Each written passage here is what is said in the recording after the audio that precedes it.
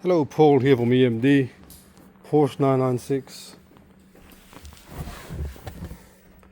This is the actual airbox that I done the work on, and all the foams and stuff like that on the previous video. So I'm ready to actually assemble this.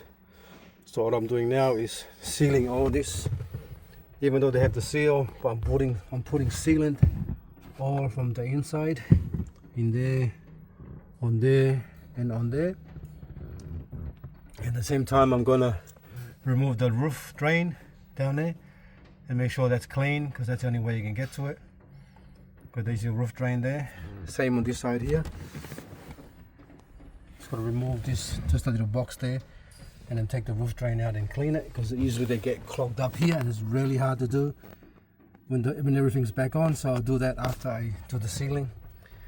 So they do have a gasket like that, but I'll just put an extra sealant just to stop the water from coming in. Okay, so just a quick video to show that.